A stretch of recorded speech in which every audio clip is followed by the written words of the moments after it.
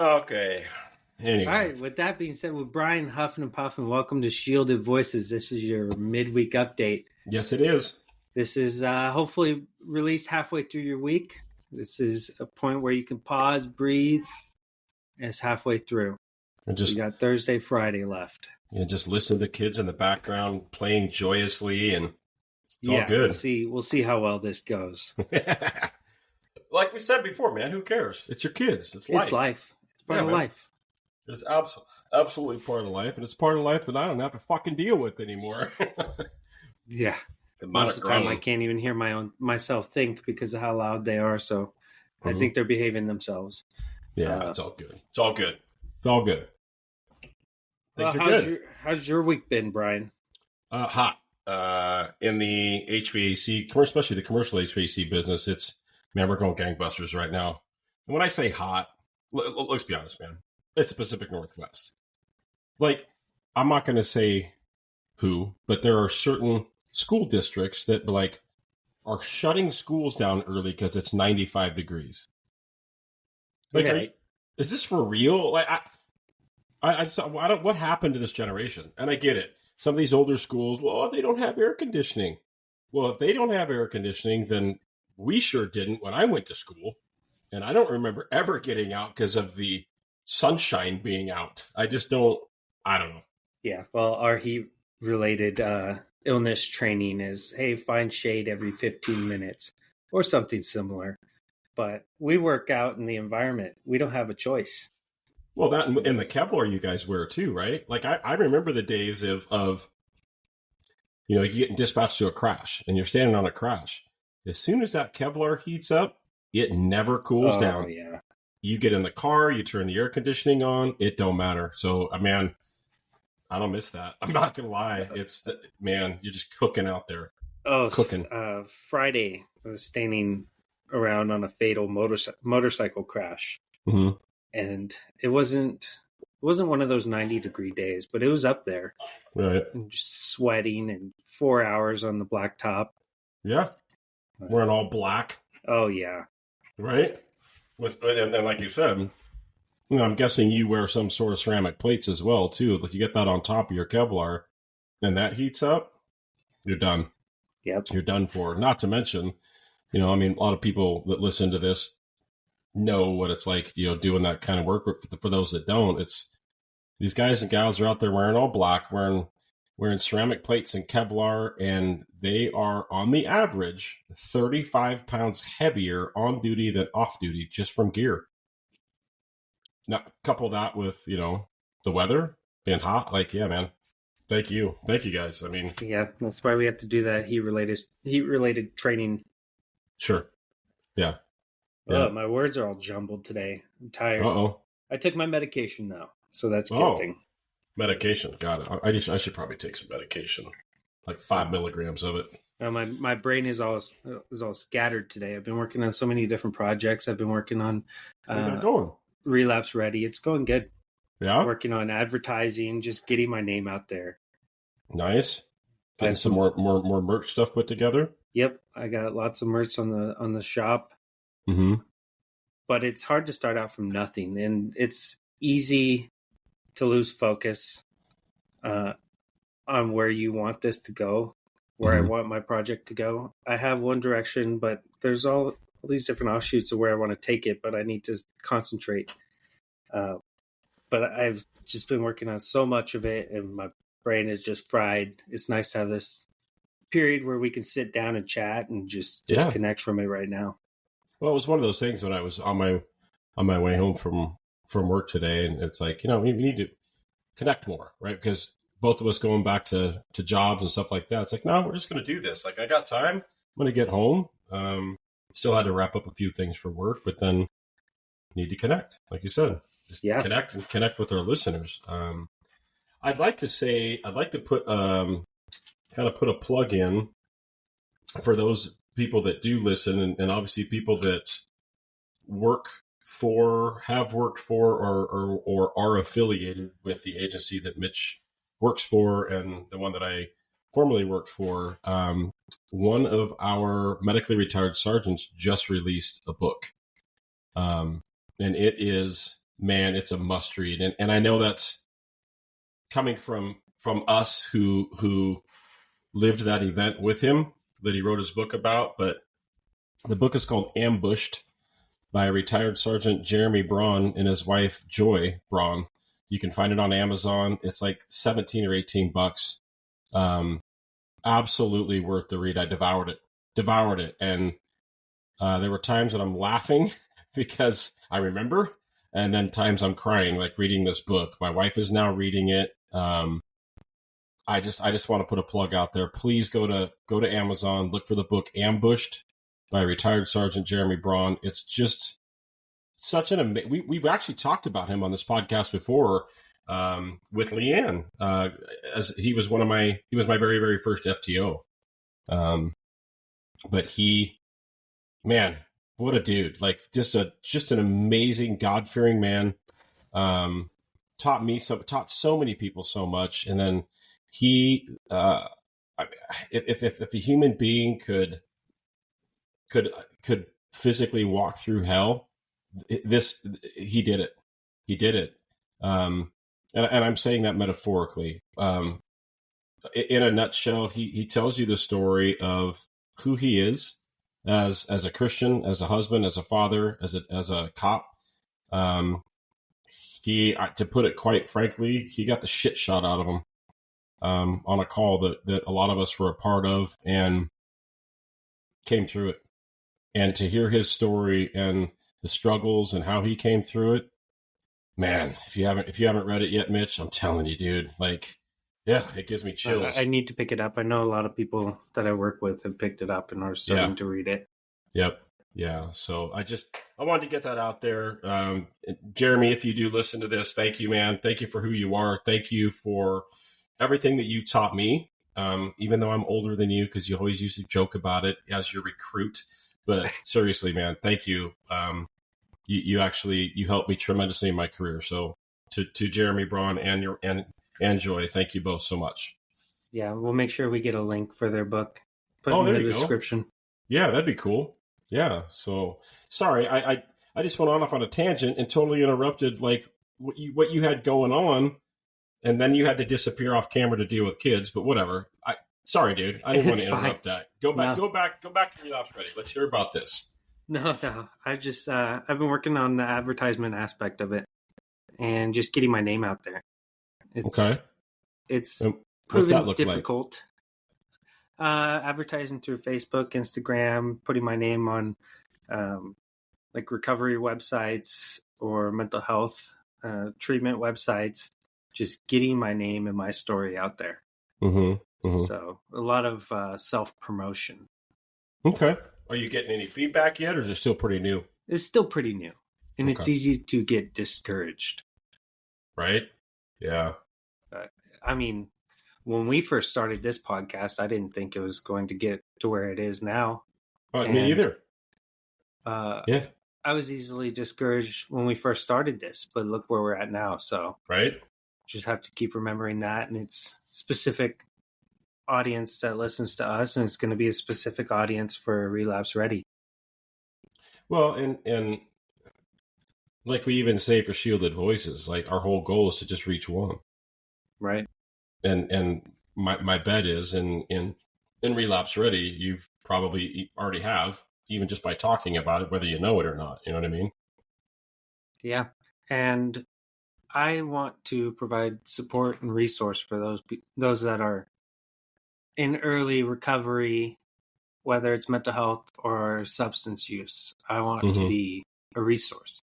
So if you're going through that privately and you need help with encouragement, or you don't know where to start, where to turn to, you're struggling with relapse, or you're struggling with the thought of, am I an addict or substance abuser? Those are harsh words, but that's the reality of it. Mm-hmm. You can always reach out to me personally, and it's all confidential. It's all protected. Love it. Yeah. I love that. And again, that's just, you continue, you're continuing with that service, right? That service mentality, the service that you started as a kid, as a cadet, that carried on to now, full-time law enforcement, and then shielded voices, like, and then now this, like you've got this heart for service, and I think people should know that. If they don't, I'll tell them. I'm telling you now, Mitch has a heart for service. Yeah, I appreciate that. And confidentiality, I will attest, not just because we're friends and co-hosts or whatever, but yeah, 100%. I don't think there's anything somebody can't not tell you and have any worries. It's weird going through this thought of, I started the service where it's law enforcement. I was strictly, enforcing laws and not looking at human characteristics. Then I started making my own life decisions that led me down to the path I am now, and putting the human element into it. Right. And now I don't look at addicts or those in recovery as maybe how I used to look at them, like clients, or I don't want to say shitty people, but it's kind of what I used to think of them. And then here I am, an addict and in recovery. And to have thought that I thought about people that way is just terrible. Right. I never thought I would be in this position, but how do I make amends? Right. And how do you? Like, where do you start? I guess what I'm doing now. Yeah, exactly. And you're doing it, which is good. It's good stuff. Like we've said before, you look at I've had so many people that don't even know you that listen to this podcast that I know. They're like, that have heard you and I talk about the differences in how, like, I'm seeing you, right? And how you appear and the things you've come through. And these people are like, oh my God, like, you can hear it. Like, we don't even know this guy, and you can hear it in his voice. You can, right. One person said, like, I can hear Mitch smiling, if that makes sense. Yeah. Right. It's like seeing colors and smelling sounds. Mitch which is awesome, right? If people can hear you smiling through your tone and your inflection, bro. Oh yeah. Doing something awesome. Good. Yeah. Yep. That's awesome. That's so good. But, well, should we get to kind of what we got coming up? Well, let's talk about the amount of support that we got for Leanne's first episode. Right? Holy cow. Yeah. Not only were people excited for that episode, but we got a lot of good feedback, and Leanne got tons of feedback too. From, people we don't even, yes. Yeah. People like, we'll say quasi-famous people, or we'll say famous. How else you say it? Like, very well known. Not like an actor, but you know what I mean? People that are very, very well established. We'll put it that way. And prominent public figures. Yeah, which we touched on that last time. Yeah. Uh-huh. Yeah, which is awesome, because it's an awareness of truth. Like, there's no other way to say it. This is Leanne and her husband's truth. Leanne's truth. Like, she made very clear that she's not speaking for her husband, right. But I mean, she's the wife. Like, she sees it. Like, what she's not lying about anything. And there's a lot of shocking, startling statements that come through these interviews that I was even shocked by. Like, oh my gosh, I can't even believe that happened. Just wait for part 2 and part 3. I know, right? So when is part 2 is, so part 2 will be out. Let's see, what's the calendar? Let's look at the Sunday. My mouse is dead. Your mouse is? Hold on. Well, that's good. Mice are gross. No. The 15th? Oh, Father's Day. Okay, so yeah, that's this Sunday. Yeah. Oh my gosh, this Sunday is Father's Day? Okay. Wow. So yeah, this coming Sunday, the 15th, yes. Episode 2 of 3. 3 total episodes, right? Is that what we decided? And then at the end of the month should be a Sunday. That'll be episode number 3. Number 3. Yeah, and episode 2 is where this is where it really starts getting I haven't even listened to the edit yet. So you're gonna have to send that to me. No, So we'll get that done, and we'll listen to that. yeah, it's like so. What is it? You old timers say this is where the rubber hits the pavement. This is where the rubber meets the road. Something like that. What do you mean old time? My grandfather used to say that. Shut up. Exactly, old timers. Where the rubber meets it. Well, I would say it's going to be where the rubber starts to meet the road, and then as we wrap up episode 3, yep. I'm excited for it just because I love hearing the feedback, good, bad, and indifferent. Some people may not like it, like we said. Oh well. Well, people that don't like it don't say anything, right? Because they're scared, or they're just being respectful. Sure, but I don't know. It's do we want to hear negative feedback or do we not really care? Sure, I don't care. I mean, feedback is feedback, right? Right. Negative feedback. Now, I constructive negative feedback. Yeah. Constructive criticism. Sure. I'm like the haters. I got no room in my life for that crap anymore. I just don't. I can care less. Oh, total waste. Like I've already heard so many just in the last month. I've already heard so many laughable statements and rumors that are floating around about Rodgers. And I'm like, oh my God. Like you guys got nothing. Okay. I want to hear. I've been away from this. Well, I'll tell you offline. After, yes. Yeah, I'll tell you offline. But it was just like, man, I've been away from them for a year. Let it go. Let it go. Like, if you don't like me, I don't care. What I say on here, what I've always said from day one of all of it is when 100% the truth. And if people don't like it, fuck off. I don't know what else to say. You know what I mean? Like, don't care. Yeah. No. Don't care. But yeah. It was just more of the stupidity around the reasons why Rodgers left and all that. Like, oh God, well, who cares anyway? There's a list of them. Yeah, whatever. But we digress. We don't need to get into that. We digress because I knew that you were going to say that. Right? Yeah. There's no reason to get into that negative BS. No. But so what do you got coming up this week? Before this episode kicks off, you go back to work. You're on your weekend right now, yeah? I am on my weekend. Let's see. Tomorrow's my son's birthday. He'll be turning 5. So we're doing a little birthday party for that. Nice. And then Thursday, I will work the road. And then Friday, I'm helping with the retirees that come in and qualify on their handgun. Oh, yeah. Should be interesting. I was told that they're going to leave a shield in the range for me. Really? Because of old folks shooting.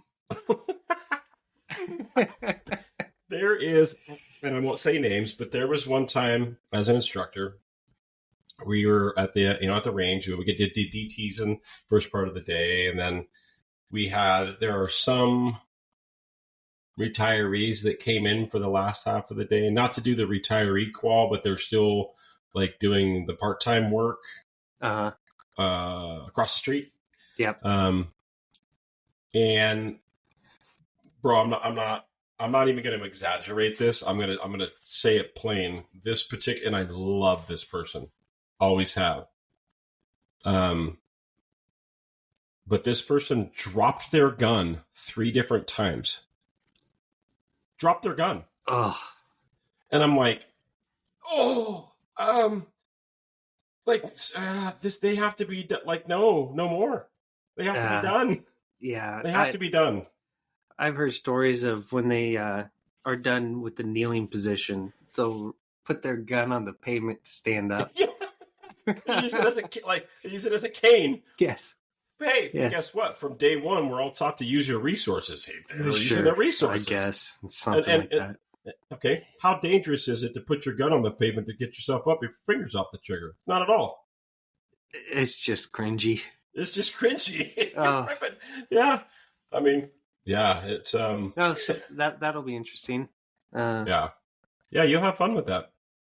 Yeah, I will. I can't wait to get the phone call when you're done to be like, oh my God. Yeah, but on the flip side of it, dude, a lot of, I don't know who you got. You have to tell me offline if you even know who's coming in yet. But some of these guys are probably just recently. You know what I mean? They're not old. Yeah, I think it'll be fine.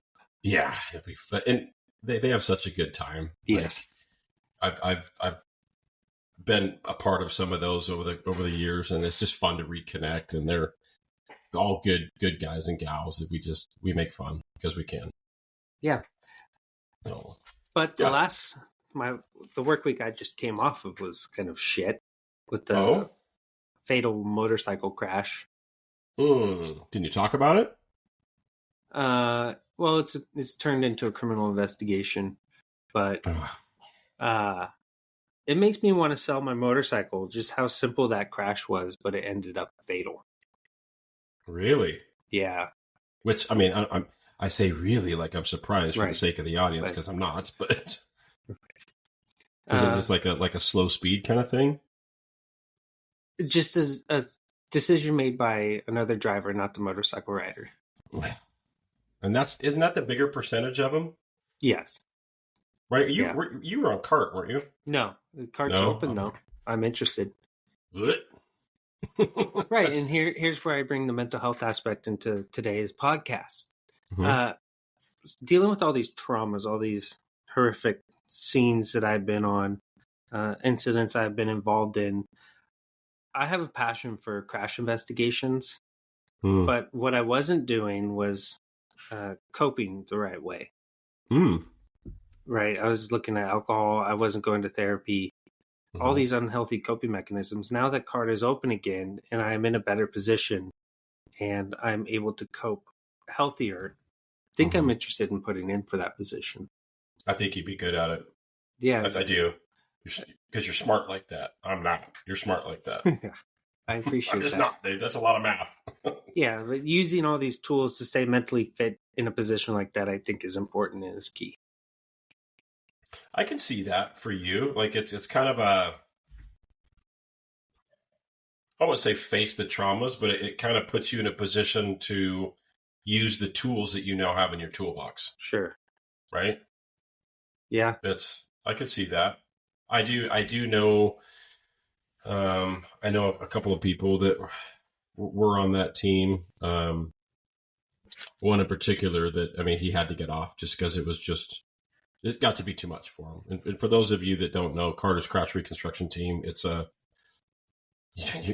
you're the team that goes out anytime there's fatal crashes, but you know what I mean? Yeah, so you're fatal, just seeing serious physical injury. Yeah, you're just seeing bad stuff, and you're the guy taking all the measurements around the body, all of it. On top of, by the way, for you guys, it's a collateral duty, right? On top of taking all your district calls and everything else, and dealing with all the other crap that you got to deal with. So, but I agree with you, Mitch. I think you would be good at it, and I think you're ready. Yeah, I agree with that. So we'll see how that goes. Yeah. So that means you're going to put in, right? Most likely, yes. Yeah, you are. Yes. Go for it. Well, I say we're coming up on that 30-minute mark for a midweek. Let's wrap up what we got and then talk shit about people when we get off here. I'm kidding. I hear little footsteps and grumblings outside the door. Yeah. All right, guys. Well, after a brief interruption of children, that's it for this week's midweek update. We appreciate each and every one of you, and sorry for my scatterbrain. Make sure you check out Jeremy's new book. We'll have that linked in the description. Make sure you check out Relapse Ready, help me get my name out there. And then Leanne's episode. We will have that released this Sunday, so stay tuned.